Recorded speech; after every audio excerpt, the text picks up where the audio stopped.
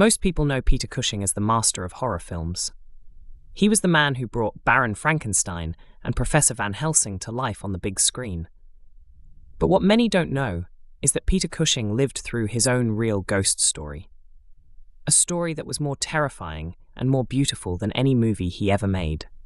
This isn't about the monsters he fought in films. This is about love that refused to die. It's about messages from beyond the grave. And it's about a man who spent over 20 years waiting to join his beloved wife in the afterlife. Peter Cushing's real ghost story began the day his wife Helen died in 1971. Tonight, using factual documented information, we're going to tell you about the supernatural encounters that shaped the last decades of Peter Cushing's life. From mysterious psychic revelations on live television to letters that seemed to come from beyond the grave. This is the true story of how death couldn't separate two souls who were meant to be together. Peter Wilton Cushing was born on May 26, 1913, in Surrey, England. From a young age, he was drawn to acting and the theatre. His family had connections to the stage, and Peter knew early on that he wanted to perform. But his path to fame wasn't easy. He struggled for years, working odd jobs and taking small roles wherever he could find them. In the late 1930s, Peter tried his luck in Hollywood. He appeared in films like The Man in the Iron Mask and worked alongside comedy legends Laurel and Hardy. But Hollywood didn't feel like home. When World War II broke out, Peter returned to England. He couldn't serve in the military because of health problems, but he found another way to serve his country. He joined a group that entertained troops at military bases and hospitals. It was during this time, in 1942, that Peter's life changed forever. He was performing in a play called Private Lives, when he met a beautiful actress named Violet Helene Beck. Everyone called her Helen.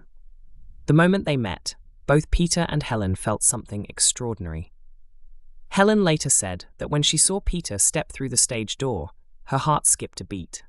She felt like they had been together before, in another life perhaps. They fell deeply in love and married on April 10th, 1943. Peter and Helen's marriage was unlike anything most people have ever experienced. They were completely devoted to each other. Helen gave up her acting career to support Peter's dreams. She traveled with him to every film location, helped him learn his lines, and gave him the confidence he needed to become a star. Peter often said that Helen made him everything he was. Without her, he believed he would have been nothing. The couple lived what Peter called a spiritual marriage. They felt their connection went far beyond the physical world. They both believed they had known each other in past lives and that their love would continue even after death.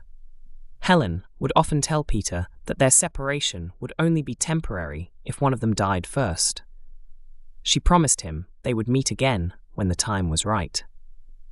In the 1950s, Peter became famous for his work with Hammer Films. He played Baron Frankenstein and Professor Van Helsing in a series of horror movies that made him a household name. But through all his success, Helen remained the center of his world.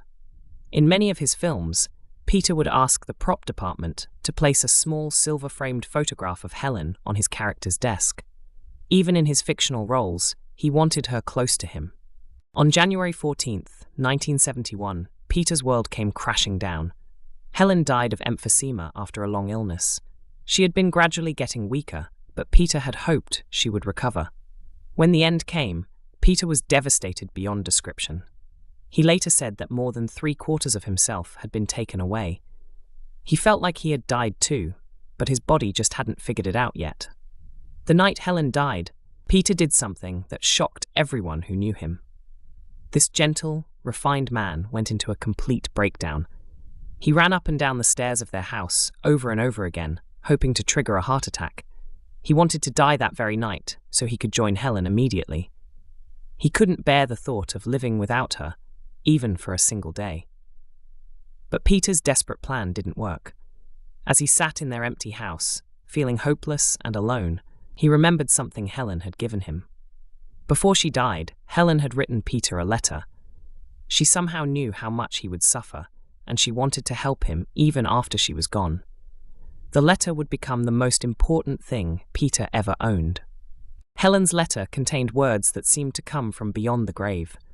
She wrote, "Do not pine for me, my beloved Peter, because that will cause unrest. Do not be hasty to leave this world, because you will not go until you have lived the life you have been given. And remember, we will meet again when the time is right. This is my promise." These words saved Peter's life. He realized that if he killed himself, he would be letting Helen down. She had asked him to live his full life, and he couldn't disappoint her, but that didn't make the pain any easier. Peter often said that time didn't heal his grief. Every day without Helen felt like an eternity. He was just existing, waiting for the day when he could join her forever. Peter threw himself into his work to distract from the pain. In the years after Helen's death, he appeared in 32 movies and television shows. He took every job offered to him, no matter how small. Work was the only thing that kept him from going completely mad with grief. But even surrounded by cast and crew, Peter felt utterly alone. Something strange began happening during this time. Peter started feeling Helen's presence around him. He couldn't see her, but he knew she was there.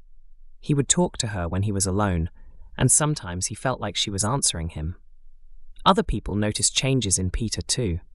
He had aged dramatically after Helen's death, becoming thin and gaunt almost overnight.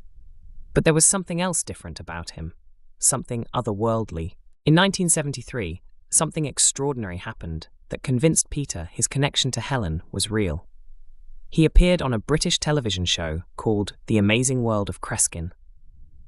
The host, George Kreskin, was an American magician who claimed to have psychic powers and could read minds. During the show, Kreskin performed some card tricks and then introduced Peter as his guest. Kreskin told the audience that everyone on his staff had commented on what a wonderful and gentle man Peter was. Then he asked Peter how such a gentle person had become associated with horror movies. It seemed like a normal celebrity interview at first. But then Kreskin did something that changed everything. He asked Peter to participate in what he called a psychic experiment. Kreskin burned an envelope and collected the hot ashes. Then he asked Peter to hold his wrist and rub the ashes along Kreskin's forearm.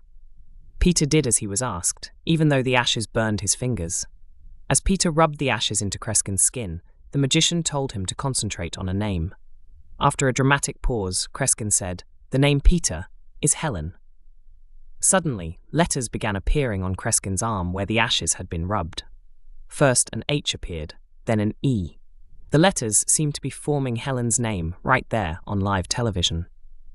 Kreskin looked at the letters on his arm and said, "I think it's significant we have got the H and the E, and obviously that would allude to Helen inevitably, Peter." I would not get it any further, but Peter wasn't disappointed. He was amazed. He told Kreskin, "My dear fellow, it would not matter less if it came on there or not, for you to know that's fantastic." Then Kreskin said something that made Peter's heart race. "I became a little saddened, but it has been beautiful. Your wife is deceased, and I know it was a life of great joy and happiness." Without hesitation, Peter replied, "I shall be with her again." The certainty in his voice surprised everyone watching. Peter never forgot that television appearance. To him, it was proof that Helen was still with him, still trying to communicate. He believed she had somehow guided Kreskin to spell out her name. It wasn't just a magic trick. It was a message from beyond the grave, letting Peter know that death hadn't separated them after all. From that day forward, Peter's faith in the afterlife grew even stronger. He became convinced that Helen was waiting for him on the other side. He often told people that their separation was only temporary. Death was just a doorway they would both pass through, and on the other side, they would be together forever. For the next 20 years, Peter lived his life as a man caught between two worlds. He continued acting, appearing in films like Star Wars, where he played the evil Grand Moff Tarkin. But his heart was always elsewhere. He was constantly aware of Helen's presence around him. Friends and colleagues noticed that Peter seemed to be listening to someone they couldn't see. Peter often spoke about Helen as if she was still alive. He would say things like, "Helen and I think," or "Helen would want me to do this." People who didn't know him well thought he was having trouble accepting reality.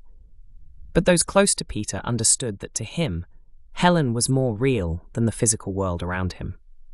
In 1982, Peter was diagnosed with prostate cancer.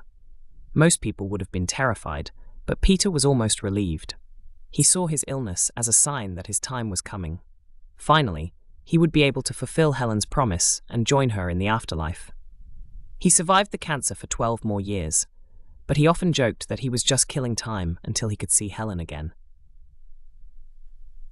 Peter's secretary and friend, Joyce Broughton, worked with him for 27 years. She watched him live with his grief and his hope for all those years. She said Peter was convinced that his separation from Helen was only temporary. He never doubted that they would meet again. Joyce hoped they did too. On August 11th, 1994, Peter Cushing died at his home in Whitstable, England. He was 81 years old. His last words were about Helen, expressing his joy that he would finally see her again. Those who were with him said he seemed peaceful and even happy as the end approached. After 23 years of waiting, Peter was finally going home to Helen. The location of Helen Cushing's grave, and for that matter, the grave of Peter Cushing, has been a mystery since his death in 1994. With twists, turns, and secrecy, this present-day tale wouldn't be out of place from that of Cushing's acting world. The people of Whitstable remember Peter fondly. They named a pub after him and put up a bench at his favourite spot overlooking the sea. The bench is called Cushing's View, and people say that sometimes, especially at sunset, you can feel the presence of both Peter and Helen there. Peter Cushing's ghost story isn't about chains rattling or mysterious footsteps in the night. It's about love that was so powerful it couldn't be destroyed by death. It's about two souls who found each other across the vastness of existence and refused to let go, even when one of them had to leave the physical world behind.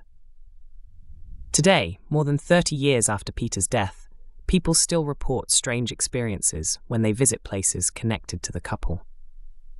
Some say they've felt a presence in the old house where Peter and Helen lived.